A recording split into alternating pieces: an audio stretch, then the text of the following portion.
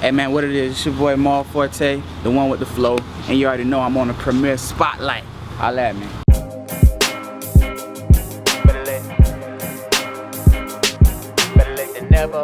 Boy, good, man. Chillin', dog. Chillin', dog. MalForte. We in the building. Mrs. Mal.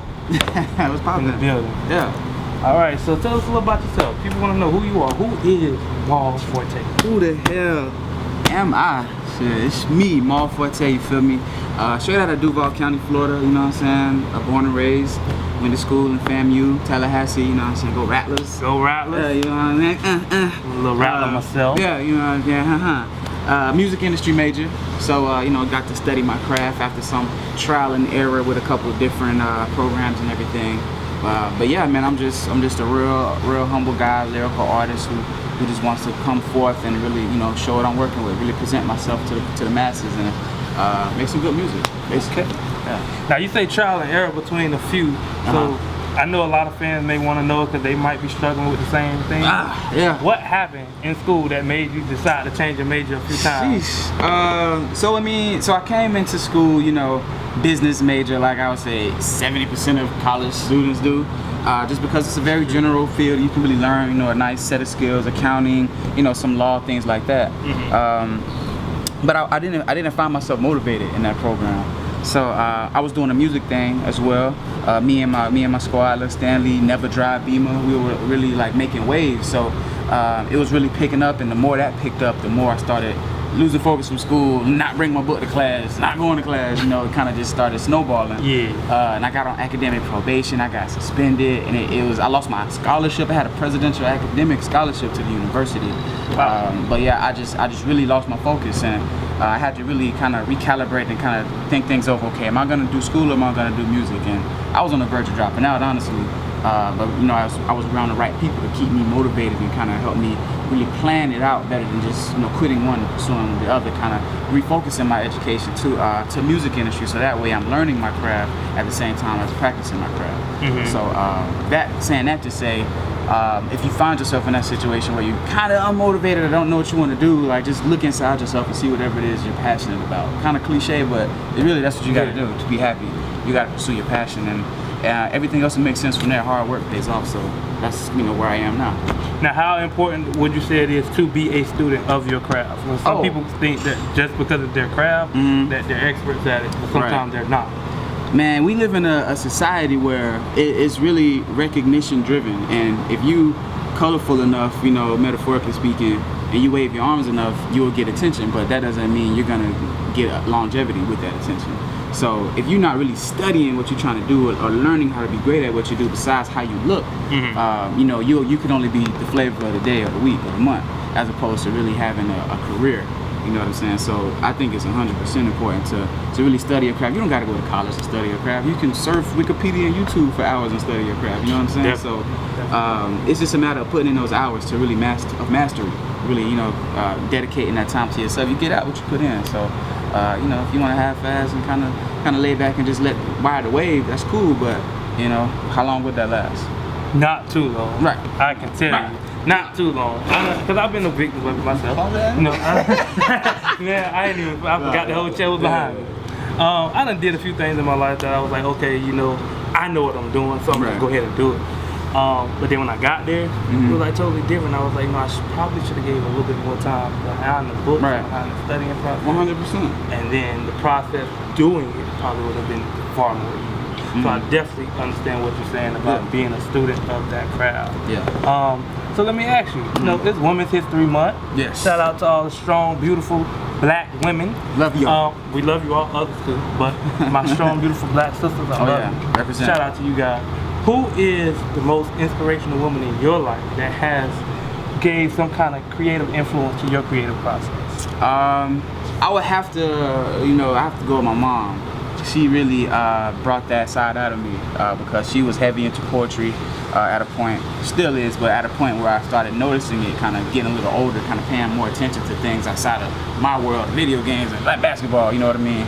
And I just started going to open mics with her, and it was a really cool experience just being in that creative space and kind of just seeing all these artists kind of get up and express themselves and see the love they were getting, the energy they would create in the room, and it was like, wow, this is You feel the energy. Big. It's powerful. Yeah. Big. So you know, just kind of looking at her and how she played with words and how she told her stories, it kind of made me kind of want to mimic that and kind of, okay, what could I do? Could I tell my story? So I just started writing from there, and you know, over time that evolved from poetry to putting it to beat. So that came to the music, and then you know that grind took us to where we are today. So I gotta say, my mom, Angela Penn, you know, working on a novel as well. So be on the lookout for that. But yeah, that's definitely one of my biggest inspirations. For sure. Shout out to Miss Angela. You the real Angela P. Love you, mama.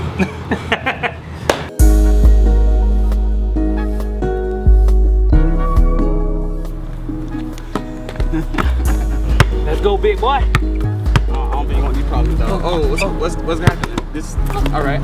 Boy, I'm staying right on the mic like this, like I Mike Tyson fight right like this. You ain't never heard the man right like this in your life, right? She like not like this. I found the lamp and I got my wish. Found Jasmine, now the plot my twist. Gotta watch the eavesdrop my wrist. See a conscious brother and I rock my fist. Slow it down like a stoplight miss. Now blow it down like a real hot dish. I remember back when we skipped class to go make some cash. And We all wasn't good on the Nah, I still got this. I gotta tell you about the juice first. Juice is not in the gin you sip. It only shows when you put in work. Oh, okay. Look, dance. What is happening? I'm confused. I got a few talents, man. Yeah, I feel. Oh, let me go for my dunk. You ain't finna wham that bitch.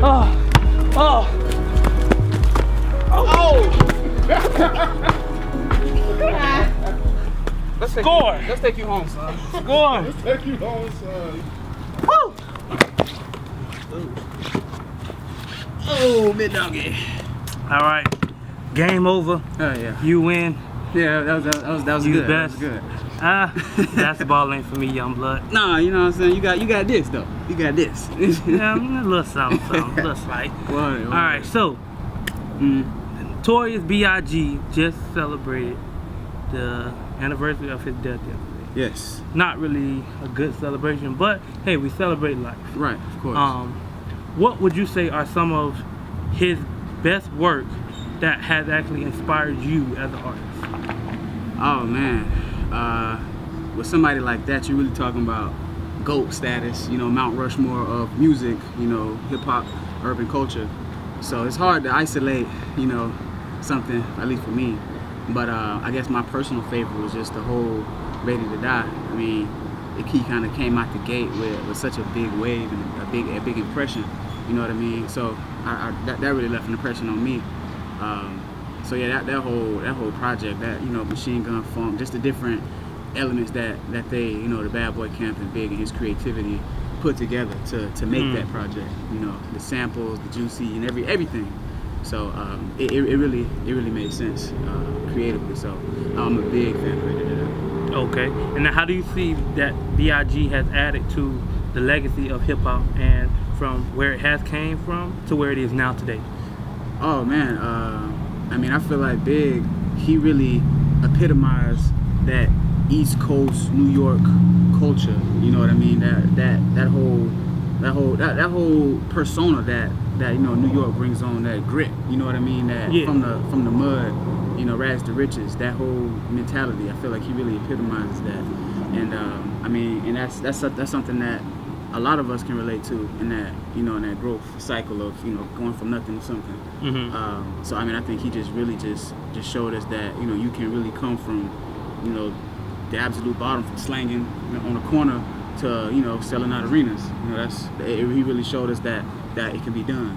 So I mean, that's one thing I always take from it. It doesn't really matter your background and what resources you have access to. It's about, you know, you ready to work and you ready to stay working. You know, longevity. So I think he definitely showed us his formula. The longevity, I like that you say that because that's good. Because a lot of artists, especially some of the upcoming artists, they don't realize that longevity is what's going to keep you in the game. Oh yeah. Yeah, you can make 1 or 2 hits here, but if you don't have longevity, you ain't gonna be around too long. 100, you know, yeah. like if you got this only sound that's good for now, but your sound does not appeal to the masses or what we call timeless music, such as yours, like Biggie Smalls, R. Kelly. You know, these people have made timeless music that will be heard in and out from years and years and years and years past. A lot of artists now are making just songs that are regionalized or to this sound that we have now. Right. But years down the line, nobody won't be listening to them. All right. Of course. So, as artists who want longevity in the game, you have to be able to actually put out a sound that's gonna really take you past just your region or just the now. Yeah. Right? Sure. You want to be able to be for people, generations and generations from time to come, to really pick up on your music and want to listen to it. Mm-hmm. Such as, perfect example, look at New Edition. Oh yeah, hell yeah. New Edition just appealed to a whole new generation of people a whole new out of the blue, Yeah. just because from a movie. Mm-hmm. And this newer generation have probably never even heard of them. They heard the music, they seen the biopic, and they was like, oh, I love it, I love the sound, I love the music, I like it. And now they're back up. Right. Album sales are going back up after years. And I think a lot of that has to do with just the mindset of a lot of today's consumers in the biz. You know, it's an attention span thing, to be honest. So even from a creative point, you're not necessarily creating to have that long-term impact. It's not as much thought and time put into the songs as much as it once was. You know, so like back in the day, you working on one record for like 3 months, sometimes 4 months, every session for that record, polishing that record, writing that record. But you know, nowadays you go to the studio, book an hour session, boom, I got my single. You know what I'm saying? So no thought put into it. Yes, it's just a whole another thought process, and when you go into it without that, you know, that long-term care for a piece of work, it's not surprising that it might not stick as long, because it's just not as many musical elements. It's catchy, but it's, you know, short-term catchy or whatever the case may be. Mm-hmm. And that's something, even myself, I'm still, you know, evolving as an artist and kind of trying to find, you know, what I think my best product will be. I don't think I've, you know, hit my best yet. I'm not even close to it, in my opinion. So, I mean, it's a continual learning process, and I feel like as soon as you, like we talked about earlier, as soon as you stop learning, then that's when you start growing. Right. Yeah. Now, Samuel Jackson made a comment earlier this week about the millennial music of the mumble rap. And one of the comments that someone left under the picture about his statement, they basically said, we don't care that the music today is not as boring as it used to be when you were coming up. Yeah. What do you feel about that statement, and what do you feel about what Samuel Jackson was trying to get out there with his message? I mean, I feel like, you know, Samuel L. Jackson, definitely one of the legends in our culture, not to mention everything he's done in film. So, I mean, I'm pretty sure he has a hell of a qualified opinion on the state of things in biz, in the entertainment industry. And he's absolutely right. It has been a transition in the sound, and I mean, some people are, mostly the newer culture, newer generations are, you know, clinging to it, as how you can see a lot of the older generations are kind of, you know, scratching their head a little bit. But for the comment, I mean, I feel like, it wasn't much thought put into the response. You can tell by how he said it, just by using a broad term such as boring. You know, what is boring? That's a subjective term, especially dealing with music. Everybody has their own opinion of what they like, what was boring, what was not. So it's not about, Samuel wasn't calling it boring. He was more so commenting on the style and the portrayal of what is being exhibited in the art. If you have a painting, you know, that's elaborate with different colors and textures and different hues, then it's one thing. But then when you have, you know, something that's kind of just, you know, just splatter a little paint here or there, I mean, it's still art, but it might not be as, you know, it might not have the same impression as it would on someone who's looking for that detail, as Samuel was it related to, I think. So, I mean, it's all an opinion at the end of the day. The state of things has shifted, but I mean, at the same time, you still want to survive in the landscape. So do you compromise your own style, your own sound to try to get those, you know, quick likes, get those quick spins in the club or whatever, or do you stick with, you know, what you want to do creatively and, you know, ride that wave, ride your wave, even through the storm when it looks like nobody's watching, you know what I mean? So I mean, it's at the end of the day, it's really just what you want to do creatively and how you gonna make it shape. So even with that statement you just gave, how do you take that? What do you feel like is your best thing to do? Ride the wave of what's good now, or stay true to who you are and your sound? Oh, I mean, 100%. You should always stay true to what you want to do. You know, you don't ever compromise what you want to represent creatively. At the same time, you understand that it is business, and you're still looking to make sales. If you're in this just for the pure form of art, then ignore everybody and do you. But if you are trying to appeal to an audience, you need to learn your audience and what does this audience look for, and you know, make sure that as you are being your true creative self, make sure you keep those bullet points in mind so you can, you know, have a product to give the audience. So it's somewhat of a balance, definitely somewhat of a balance for myself. So now, while we're talking audience, let's bring up the fantastic results of this movie, Black Panther. Black Panther today has hit 1 billion. Wow. Black Panther today has hit 1 billion views in the box office, which makes it the 4th top rated movie in a row. How do you feel about that? And how do you feel like that will help out for years to come for other black films? Man, I mean, it's amazing. I had the pleasure of attending an early screening in an event in St. Pete in Tampa. So I got to see it a little early. It was definitely a good experience. Man, the movie was magical. I mean, it really just kind of takes you to another place, kind of a fantasy. You know what I mean? Kind of takes you to this amazing place where so much strength and power, and you know, and leadership. Something that a lot of our communities don't necessarily appreciate or even see. So definitely an amazing film. And as far as what it does for future films and future actors and actresses and directors, I think at the end of the day, it's a business and people want to make money. So a lot of well-deserved black directors, actresses, actors, writers may not have gotten the same opportunity just because of the color of their skin.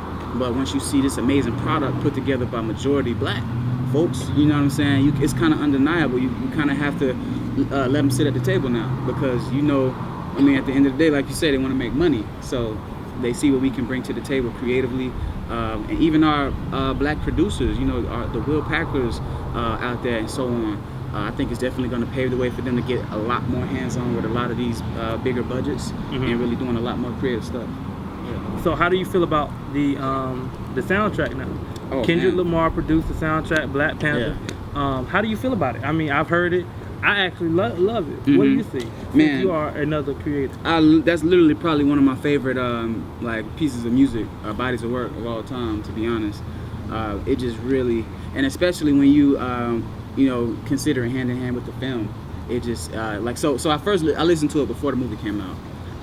Listened to the whole thing multiple times. Yeah. Movie came out, cool, boom, amazing, stamp, 100, check. Then went back and listened to it. It's like casually how I was listening to it, and it was a whole new experience. Like, oh snap, this all makes sense. It really, you know, ain't no spoiler alert, but it really kind of follows the movie in a sense, and kind of it just progresses the film, you know, orally. So it really kind of created the picture for the visuals, and a lot of the ad libs and a lot of minute things that are in the background that stand out more. A lot of the sounds they use, a lot of the transitional techniques. So I mean, it's just an amazing. I mean, I'm not a soundtrack guru, but as far as a movie and a soundtrack matching each other and complementing each other, that's the best I've ever experienced. 100%. Definitely. All right, hey man, so you wanna get out of this sun? It's a little hot out here, man. Boogie though, I'm busy. I'm a gnat everywhere, man. Yeah, I've turned.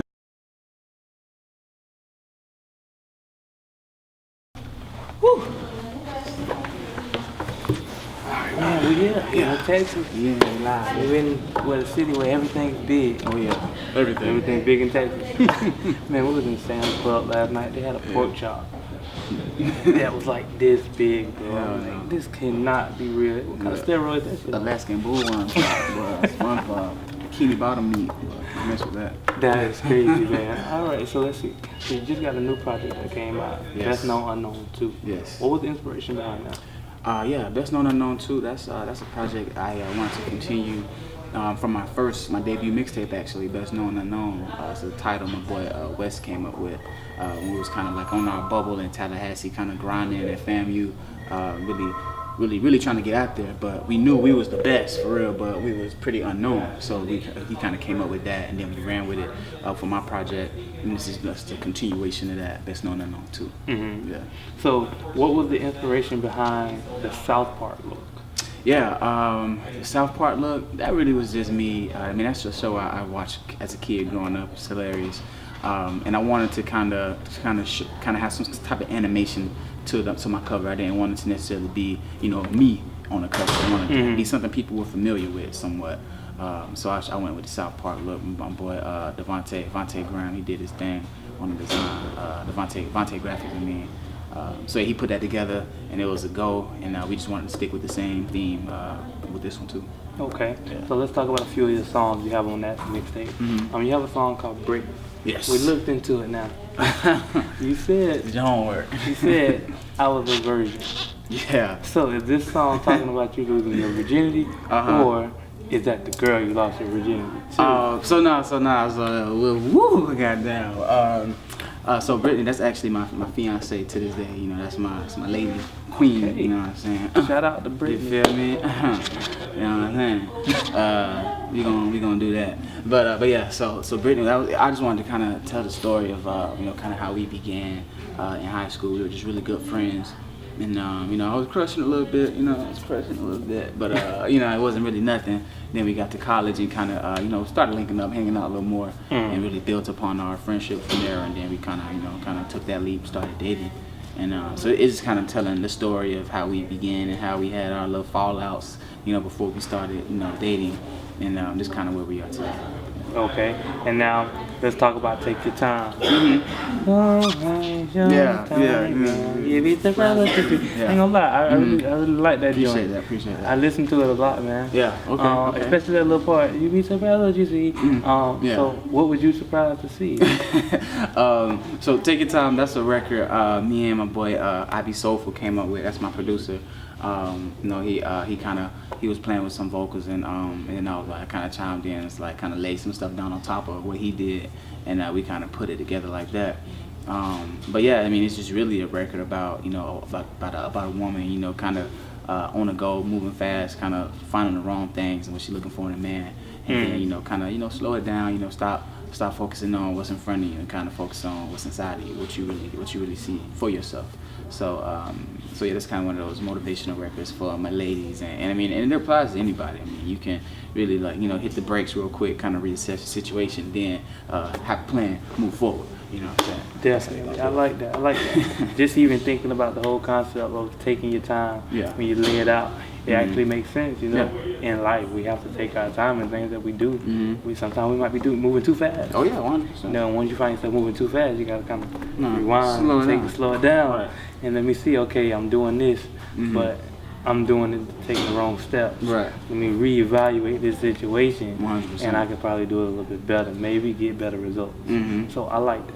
100%. I feel that from the song "Take Your Time," and now as you're explaining it, I hear it even better. Right. You know what I'm saying? A little piece from the artist. That's from me to y'all. You feel? All right, now so. I heard in a little grapevine that you got something coming out with the lady Tokyo Jets. Yeah, Tokyo, Hercules. You know what I'm saying? Yeah, that's my dog, man. One of the premier talents of Duval, Jacksonville, Florida. So we kind of made some phone calls. We kind of got in the lab, made it happen. It's gonna be a really fun record. Looking forward to actually we're in the planning stages of the visual now. I have an amazing concept. It's gonna be really dope. So this is gonna be a really fun record, a fun video, a fun whole overall project. And now, what's the name of the upcoming project? The upcoming project that this will be on, drum roll please, is gonna be Ignorance and Bliss. That's something that I've been working on for a little while now. Actually. For probably about a year and a half now, and since I started really putting stuff together for it, kind of putting work into it. But yeah, that's it's gonna be a really big release. We're really looking to make some really big waves with that. Okay, any other names we can expect to be on this project? Yeah, so we actually got we've been on the bubble here and there, doing a lot of traveling over the last year or so. So we ended up bumping into Drama. And he was really impressed with what we had going on and everything. And he definitely was interested in working. So we connected the dots, made everything make sense. And so I'm pleased and grateful to say that we're gonna have the legendary DJ Drama hosting a project. You know what I'm saying, Mr. Thanksgiving, it's time to eat. Let's do it. All right, man, it was good having you here. Yeah, for sure. Man. Already. You always got a home here with us. Let's tell the people who you are. Yes, man. You already know you can find your boy MalForte On the gram, you feel me? Catch me Forte Fridays every week. We dropping them bars, you know what I'm saying? That's MalForte MalForte, everything. You already know what it is. All right, and you can catch us Premier Forward Media Group at Premier Forward. That's 4WD Media on Instagram and Premier Forward TV on YouTube. We out.